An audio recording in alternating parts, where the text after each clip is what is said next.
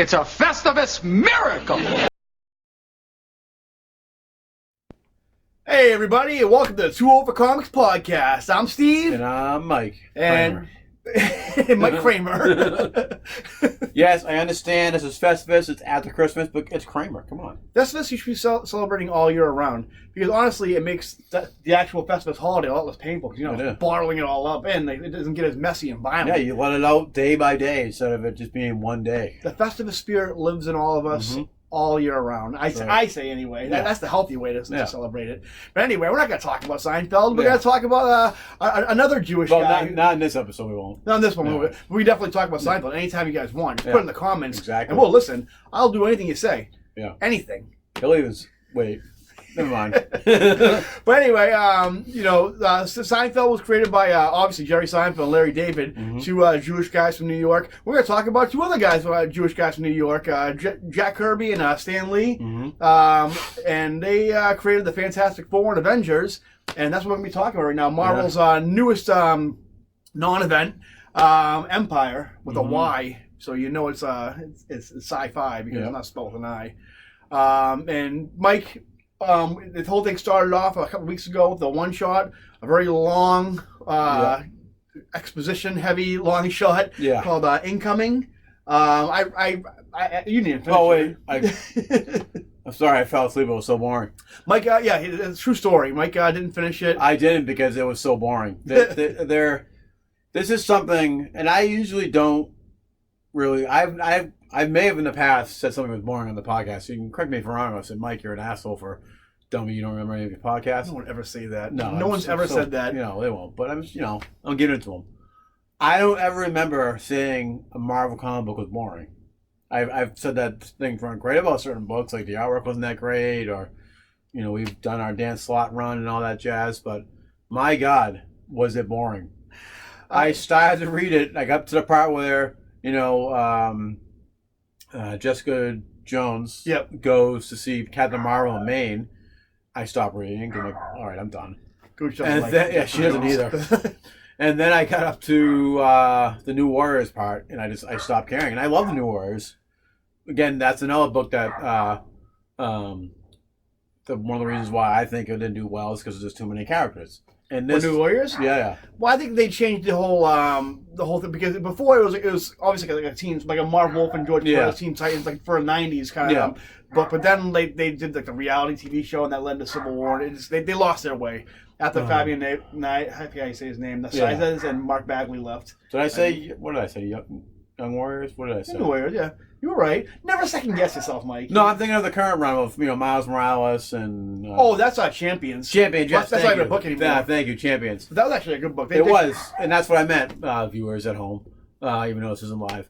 But I think was wrong with Champions is suffered from too many characters. In this book, they tried to do too much into one thing, and they should have split it up into like a mini series or something. That book started off like Teen Titans, and then kind of turned to New Warriors, and then all of a sudden Jim Zub's like, now I'm going to do Legion of Superheroes, and and it was the problem. The thing with Legion of Superheroes, they were established and popular characters. Most of these weren't popular characters. But the thing with Legion of Superheroes too is like, how many goddamn times that book been canceled and rebooted?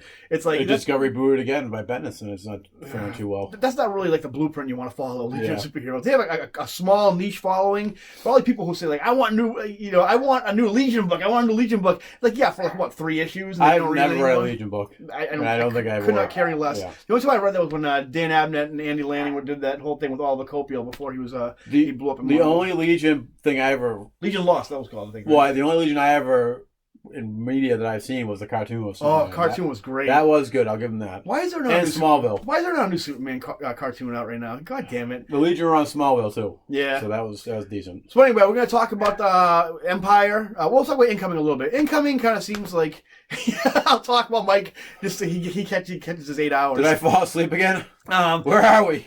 Marvel and DC obviously copy each other quite a bit, and this one's a little evident because last year DC had a book called Heroes in Crisis, which was a whodunit And this kind of seems like another like a mystery. We hate it because Tom King wrote it. Yeah. Well yeah. I need to. I'll get into Tom King in a later episode. It's not bad. Tom King, I'm not bashing you. So I'm bashing the people. I hear you. I hear you, Tom King. Tom King, anything Tom King does now, and again, I'm not bashing Tom King in case you ever like this video, is the new Clone Saga. It's popular to hate the Clone Saga. It's popular to hate Tom King. Most of you shitheads on Comic Pop. So we read Incoming, and I was kind of cool because there's this new character. I can't think what his name is. Jimmy something, but he has like the Eternity mask on him. He was teased in that Marvel 1000 issue. He was a character back from the. I thought he was like a Ghost Rider type character. I think. I thought he was. It seems like in that, but he I don't really know much about him. I know he's a character like predating the Fantastic Four. He goes back to Timely Comics. Yeah. Kind of like he looks almost like Spider-Man Noir, only he has like a Eternity mask, obviously. It's pretty. Again, the art's really good in this book, but then it kind of goes back. It goes from him to like Jessica Jones, and Captain Marvel. It suffers from being all over the place. It's all over the place, and then we go into the new 3X's, which is like almost like a Illuminati team with Night Thrasher from New Warriors, who rides a skateboard now. Yeah, who kept his look from that early 2000s. Like we mentioned, the reality TV era of New Warriors. And we got Jimmy Woo. Jimmy Woo, who I have no idea who he is. He was part of the that group Zach now with Silks in it. Yep. Galactus. Galactus? No, Alatus. Oh, that's why I can't say it. And who else? Blue Devil. Yeah. Another really old Marvel character. And who else? We get people like Shang-Chi showing up because he has a movie coming out. And like, the books, it's kind of like all over the place. But long and the short of it, we end up with Hulkling coming back. We haven't seen in a long time from Young Avengers. Hulkling and Wiccan. Is that his name? Wiccan? Yeah, Wiccan. They get back to, like, they're reunited, blah, blah, blah. And we end up seeing that Hulkling has kind of barred this treaty between the Kree and the Skrulls, who've been warring forever. And now they're going to take on Earth, I guess. They're going to invade Earth. And this is going into an Avengers Fantastic Four event called Empire with a Y, just like Limp Bizkit with a Z. Hopefully it doesn't turn out the same way. So anyway, are you looking forward to Empire at all? Or? No. Well, I want to say I'm going to try and give reading Incoming a chance. Yep. You got to read it in the second book, guys. If you already finished it, great. If you haven't read it yet, fucking grab a bear or something. I don't know, because it's a long read. Again, my biggest complaint is that it's all over the place. Yeah. And I'm not bashing the art. The artwork's been great, but it's different styles of art, so that doesn't help either. It's an all over the place book where you're paying $10 for this book. You're getting your money's worth.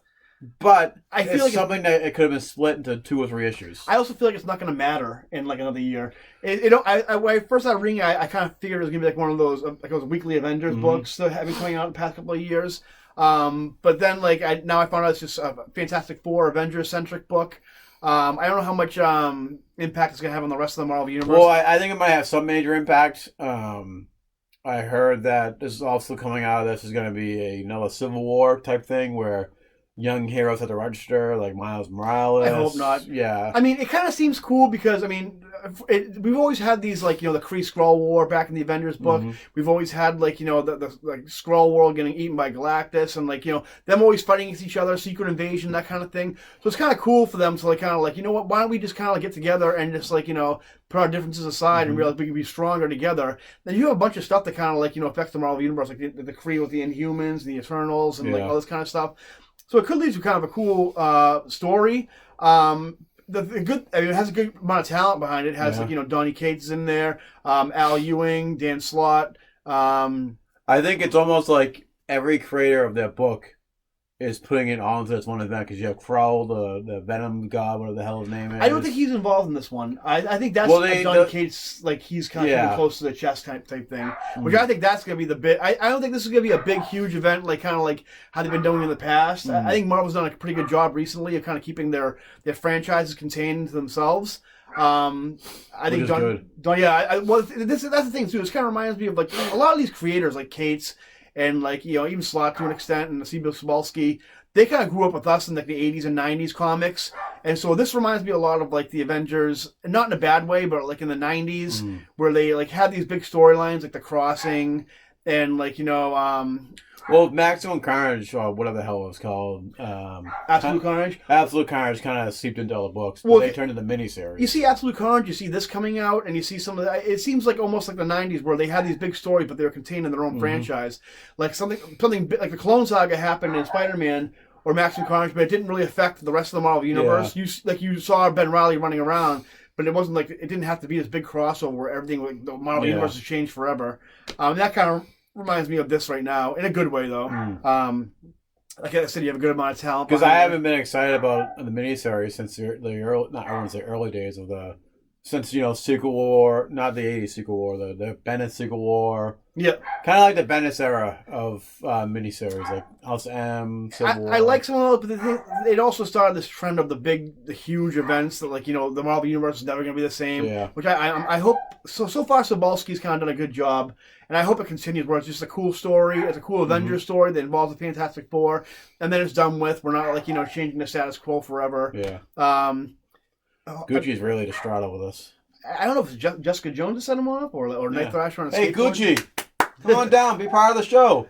But I mean, hopefully it's a good story. I mean, it kind of reminds me a little bit of Maximum. I don't know if you remember Maximum Security, where the Kree briefly, they use Earth. That was kind of another boring one too. Yeah, I tried getting through that. I just remember the Spider-Man issues. That was another one where it was good theory, bad execution. Hopefully this seems like a good setup. Hopefully they execute it pretty well. As far as Null and all that you were talking about, I think Donny Cates has this big event planned out that's going to involve him because he has a lot of things. I don't know if you read the latest issue of Thor.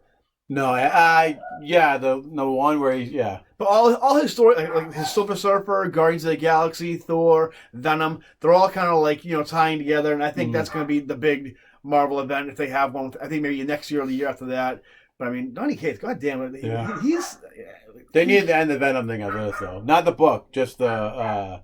But the problem is, once they end this event, I guarantee you the Venom book will be canceled shortly after. Because it'll probably rebooted or something like that. We'll see. But I guess right now, Marvel firing on all cylinders. I think with all their books. The only book I think is kind of like the weak out of all. I mean, Thor's good. Yeah. The weak one I think is probably Captain America. I think. Actually, Captain America's pretty good. The only thing that suffers from that is the artist is decent. Yeah. But he draws like he's drawing for Daredevil. I think I feel like it's kind of just like a letdown. It's been good. I've been reading it. It's been pretty good. I haven't been paying attention at all. Usually I read I read a lot of Marvel books. I think I read all of them.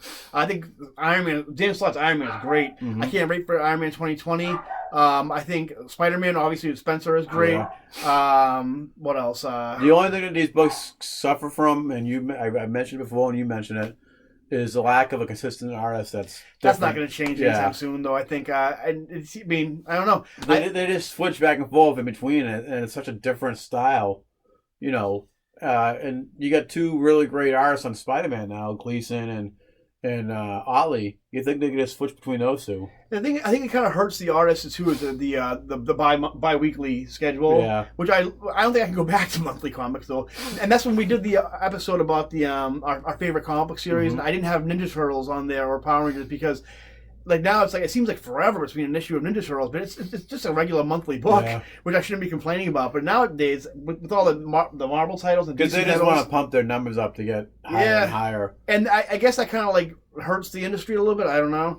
Then again, what doesn't hurt the industry? I don't mind doing it if it's every book. It's not a really great idea. But if it's if it's like Spider-Man's always done that in the '90s. Amazing. They did bi-weekly. I'm not sure what else did, but I know Superman used to do it and all that too. But I don't think I can go back to monthly comics now. I'm spoiled now. So I mean, and that's it's well, we are getting 2 Power Rangers books a month. Yeah, at least. Well, that's the thing. That's what Superman did and Spider-Man did. It wasn't the fact that they had, Amazing wasn't coming out bi-weekly. You had Amazing, Sensational, Spectacular, and all that stuff. No, there was a time when Amazing back in the '90s when it was coming out twice a month. It could have been. Yeah, I don't really remember, to be honest with you, but I do. So, are you guys pumped for Empire? Me? Sure. I hope it's good. I always hope for good comics. I love reading good comics. I'm hopeful for good comics. I'm not really blown away by them anymore. I'm so jaded, I guess. Yeah, it's hard to find. I mean, all the best stories. I mean, I said before, I think the 80s were kind of like the apex for all the best stories. But I hope they can pump out some good stories. They get some good talent, some smart guys, some some great Marvel's artists. in the upswing, I'll say that though, but and nothing's more rewarding than a good comic. Yeah. Well, there's a couple other things, but I do like a good comic. Yeah, true. Yeah. So what do you guys think? You guys pumped for Empire? Let us know in the comments. Remember to like and subscribe. And we'll see you guys next time. See you later. Bye-bye. It's a Festivus miracle!